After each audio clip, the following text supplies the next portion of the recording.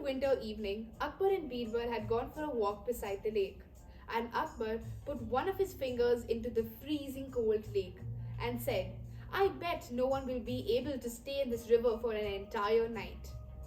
Birbal took this as a challenge and said to the king that he will find someone in the next few days to take up this task. And as usual, Birbal found a poor man who was ready to do it, and Birbal promised the poor man 1,000 gold coins if he completed the task. There was an appointed day where the man was accompanied with two safeguards to see him all through the night. He spent the entire night in the cold, freezing lake and managed to live through it. The next day, he was called to the court by the king, and the king asked him, How did you manage to stay in the lake all throughout the night, even though it was so cold? The poor man smiled and said, My lord, I looked at a lamp that was at a distance, and through the light that the lamp was emitting, I was able to stay all throughout the night in that lake. The king was disappointed and then said, Oh God, I don't think he's worthy of the reward. And he sent him back. The poor man returned home disappointed and asked Birbal for help. Birbal promised him the 1,000 gold coins, and the next day Birbal did not show up to the court. The king then went up to Birbal's house and saw Birbal sitting by the fireplace. And there was a pot kept around 6 feet above the fire. And when the king asked Birbal what was in that pot, Birbal said he was making khichdi. The king was a little confused and asked Birbal how the khichdi would get warm if it was kept at such a great height.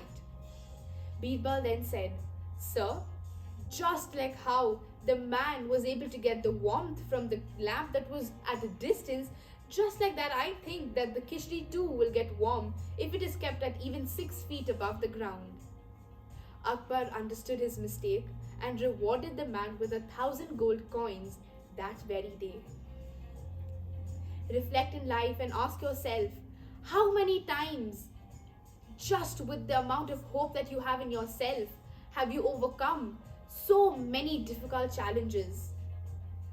Hope and faith are two essential things that act as a catalyst to our success. From the smallest of achievements to the greatest of success, all of these great people have had hope that one day they will succeed. So many people have failed multiple number of times, but that one time when they had hope that they will be able to do it, they accomplished that task.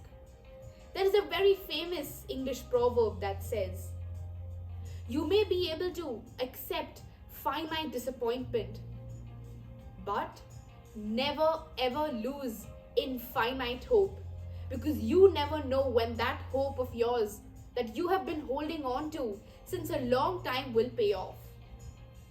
There are only 3 essential things that are needed for a person to be truly happy. The first thing, someone to love.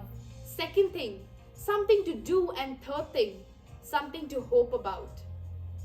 If we have nothing to look forward to in life, and if we have nothing to hold on to and have the hope that one day this will happen, then I don't think there is a point in living. Being optimistic in life and having faith in yourself is very important.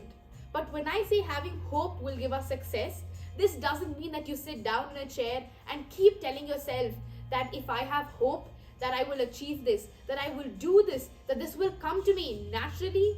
That isn't going to happen.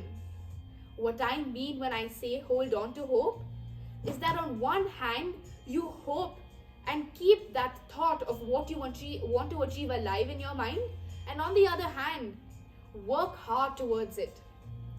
Hope is like a catalyst to success. Hope is not the only way to success. So let's keep this thought of having hope in our minds and work towards even the smallest of achievements or goals that we want to achieve, so that we always will have something to look forward to in life. Thank you.